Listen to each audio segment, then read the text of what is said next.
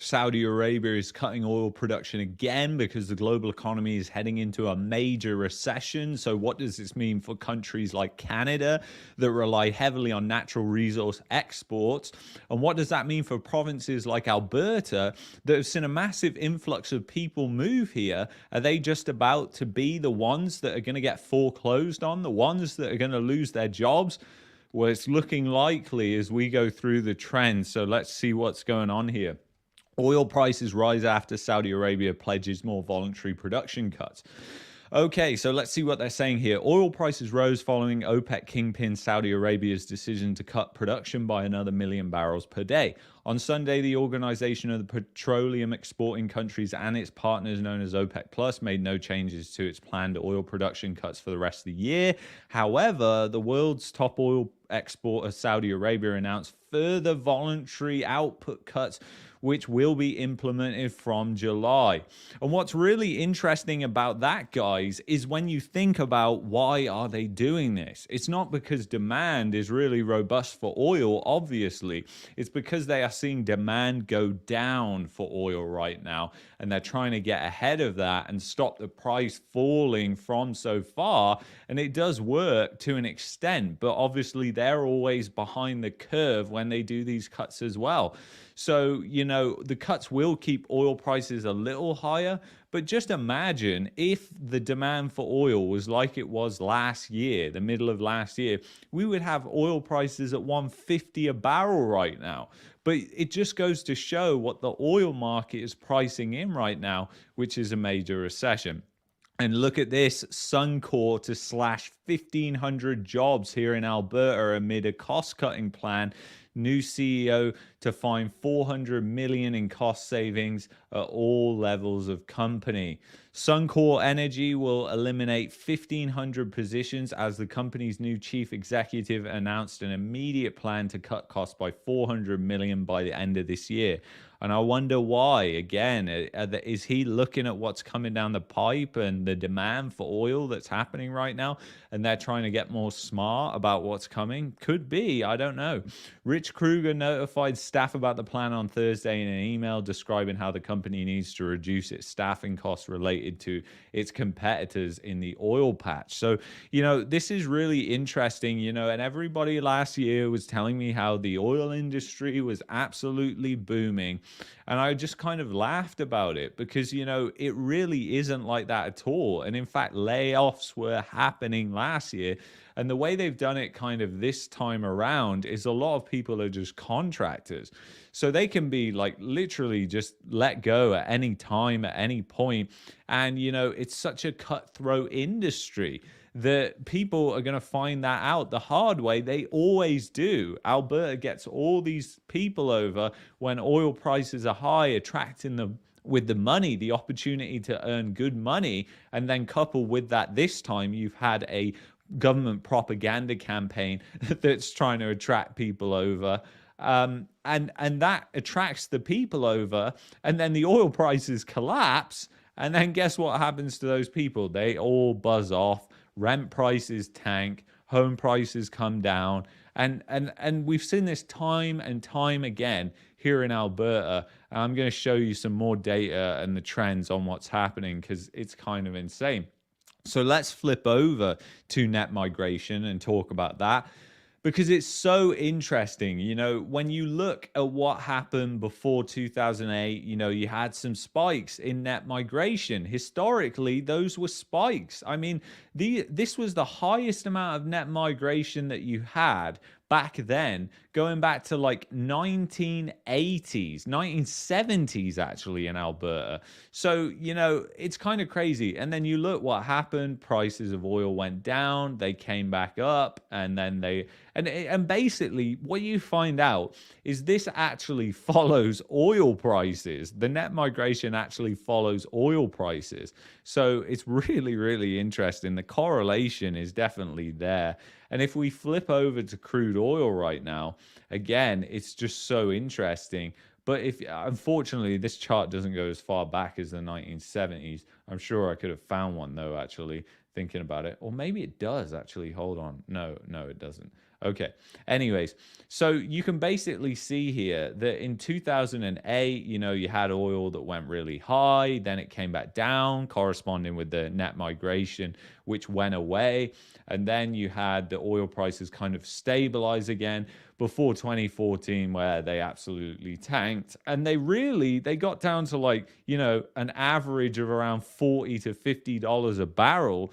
But that could easily happen right now because the oil market and the bond market are really predicting a recession and a depression.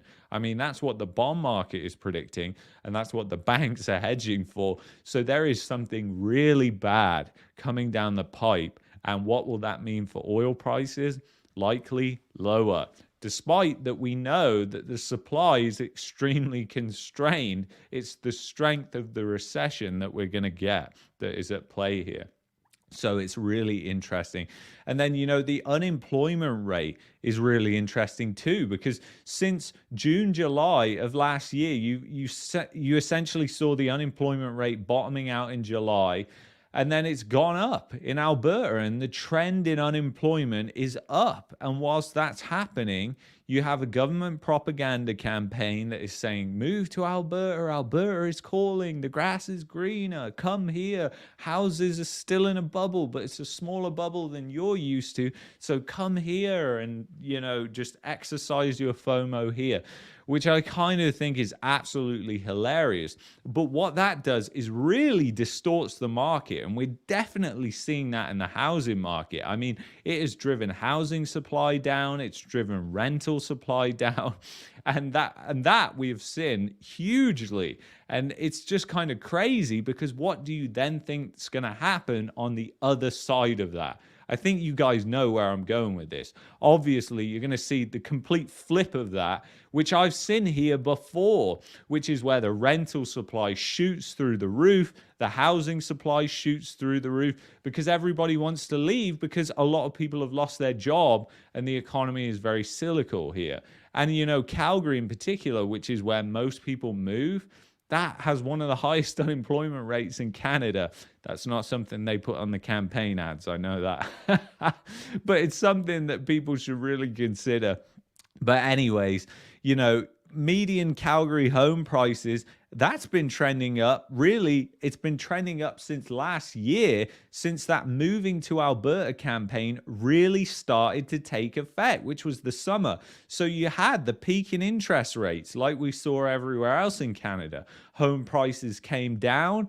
And then by the time that campaign, which was launched in the spring, started to really have an effect, it was in the summer, and that's where you saw the home prices kind of bottomed out, and now we're in this sort of bull trap / return to normal.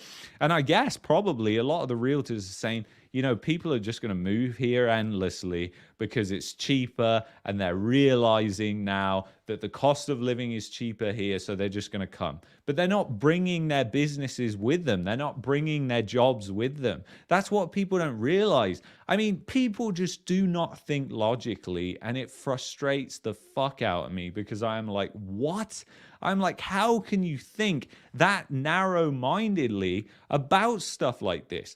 I mean, you only have to think, like, if loads of people are moving, that's great if your economy is booming. But if your economy is going down and you've got loads of people moving, what is that going to do? I mean, that does not lead to a good place, in my opinion. But you know what? People are going to do what they're going to do, and I'm not going to judge. Well, I am going to judge them for that, but it's just kind of hilarious, guys.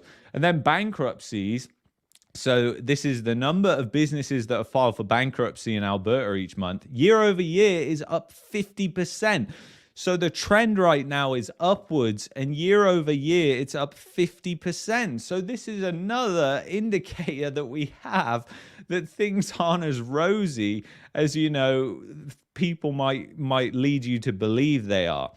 And you know what? It's kind of crazy, because it is just all these things do not add up to a good place. And then GDP per capita. Are people richer here in Alberta? Was there a massive oil boom? No, there wasn't a massive oil boom.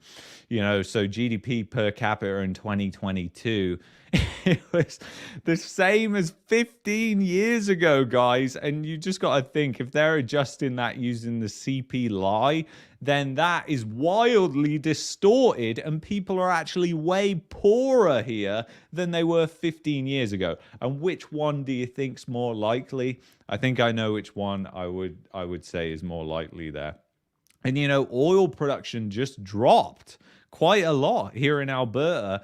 So oil production just dropped, and this is really, really interesting. So April oil production just went down massively, and you compare that year over year, and it's really, really interesting, isn't it? Why is oil production less than last year? Because I thought the economy is booming. And why is OPEC cutting oil production right now? And that is the things that you just, it's crazy, guys.